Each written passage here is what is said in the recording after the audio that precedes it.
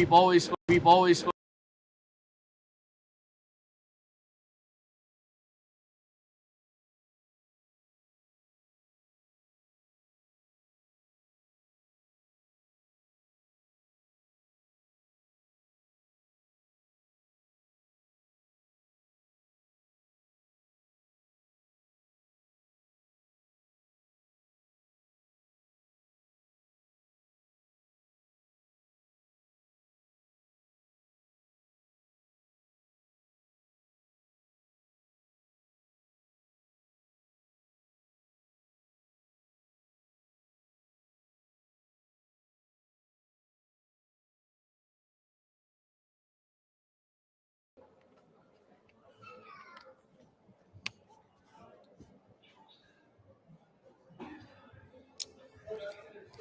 Sorry, one sec.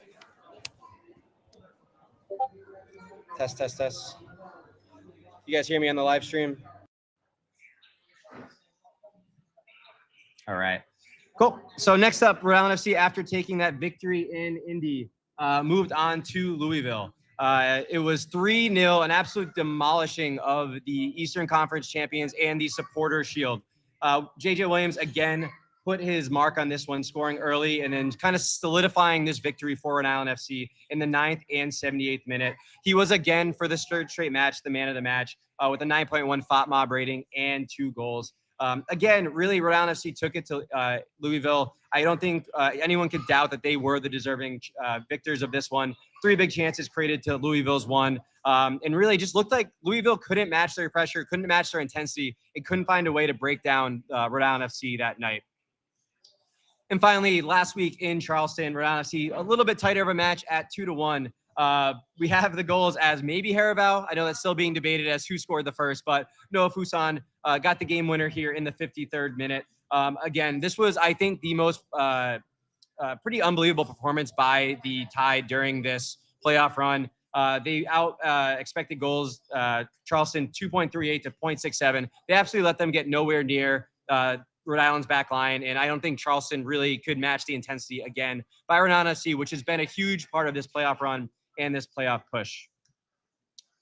So looking at RIFC in 3 here, just of this playoff run, obviously, these are things where we summarize the match after each one. I think for this playoff run, it's really just been, you can almost say it with 2 words, road warriors. They've been absolutely out there. They've been intense. They've been putting the pressure on everybody they play, and they have been deserving victors every single time. Do you have any 3-word reviews from the audience out there? Today we win. I like that one. Any others?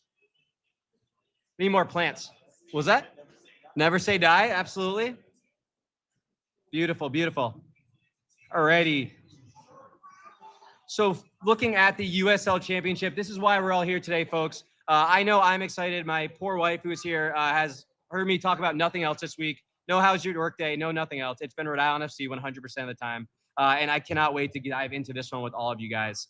So looking at our opponent today, the Colorado Switchbacks, they were in second place in the USL Western Conference. They've been on a really hot run of form. They have run their past 5 matches. They also haven't been conceding goals, which has been very, very impressive during this playoff run. Some players to watch here. We have Ronaldo Damas, number 9. He's one of their forwards. He's lightning quick. He's someone who gave us a lot of problems in the first matchup, which we will talk about. And he did score 13 league goals this year. Next up in their defense, Matt Mahoney. And Matt Mahoney and Devin Williams, who we'll talk about here, you'll hear him called Speedy Williams, which quite frankly, I think is a sick nickname, and I'm a little jealous of him.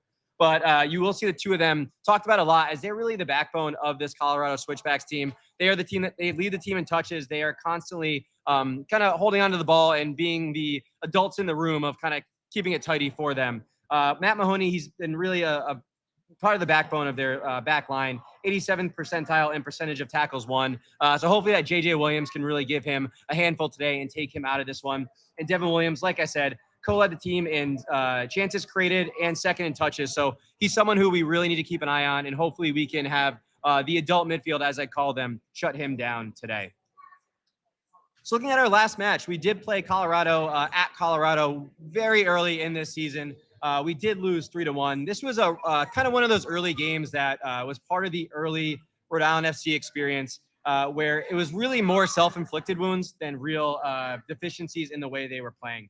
You will see the XG was pretty tight at 1.07, 2.73, possession 50-50, shots 8-9. And Rhode Island FC actually did have the better of the big chances created at 4-1. So it wasn't as if they weren't in this game. It wasn't as if they couldn't cope with Colorado out there. They just really, again, kind of shot themselves in the foot, giving up a penalty and giving up an own goal in this one. So hopefully we can keep a better eye on them today and keep an eye on them today and continue to create chances as we've done this entire playoff run. So quickly looking at how Colorado Springs got here. They, like I said, have only conceded one goal during this playoff run, beating the Oakland Roots 2-0, the Orange County Soccer Club 2-1, and the Las Vegas Lights 1-0 during this run. So they've been very stingy at the back, but if you look into their numbers, they haven't just been this dominant force that the scorelines might predict. They've been giving up plenty of chances. They've been giving up plenty of opportunities for the other team to score, especially looking at that Las Vegas game where they were outshot 14-7, and the other team was the only one with the big chance out there. So I definitely think while, again, this team has looked impressive on their scoreline, they are vulnerable, and there's something we can get into today. So the starting lineup did just come out, and we have, unsurprisingly, Koke Vegas in net. We have the same back line of Grant Stoneman, Morris Duggan, and Karifa Yao. We have the kind of midfield trio, the ones I call the adult midfield of Zachary Haravow, Clay Holstad, and Mark Ibarra. They are flanked by Noah Fuson on that left wing back, which he played phenomenally in the last match, with the right side being the emerging Frank Nodarce, who's having the time of his life at that right wing back spot.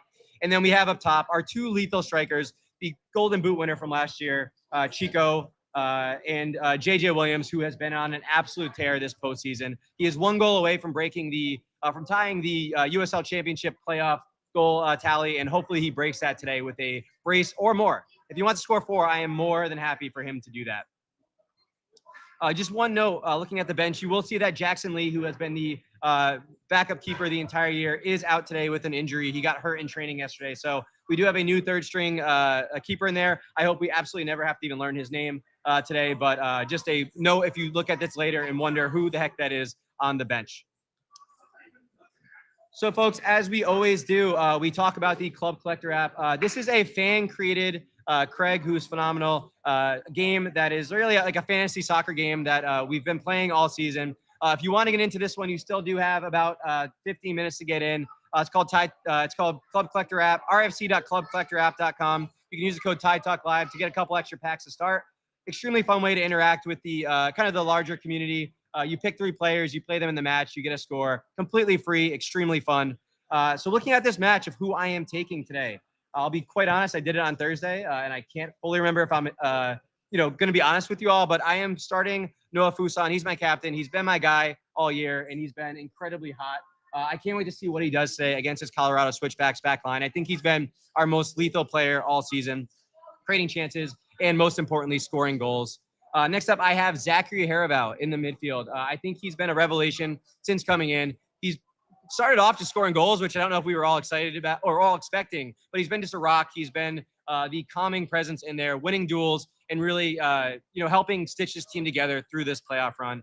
And finally, I am going with Frank Nodarce on the wing. He's been fantastic since moving into that spot. He's been a rock defensively. I think he did score last time he played Colorado on a set piece, and I think he very much can be a handful today for the Colorado Springs Switchbacks on that wing. A little bit of a kind of secret weapon we have with this 6'4" center back playing at wing, but it's been working phenomenally in the playoffs so far.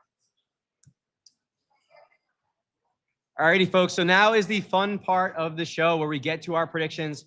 For those of you who did listen to the away end, I already did go on the record with mine, but I do have it as 2-0 Rhode Island FC. I think we are going to be too much to handle for them. I think we're going to score early, and then I think we're going to get a late goal as the Colorado Springs Switchbacks chase this one. Do we have any predictions in the audience? 2-1, Noah Fuson MVP. Woo! We all know I would love that. Anybody else? 2-1. Predictions. No one wants to go on the record? 1-0. 5-0. That's my guy. I like that. Anybody else? Extra time. I hate that. We're not going to survive, but probably good for here. A couple extra beers will be sold. Awesome. Well, thank you, everybody. For those of you, again, who maybe this is your first show, we've been coming to Providence Brewing doing these ones all year. Usually I do have a co-host when I say we, but it's been phenomenal. This has been our second home all season, and we are just so honored to work with Providence Brewing, do these shows, and feel their support. Thank you all for coming. I can't wait to celebrate with you, win, lose, or draw. This team has been incredible all season, and we're so excited to be just one part of this small community, this big community that has grown throughout the year. So thank you all very, very much. My name's Ryan. I've been your host today, and up the tide.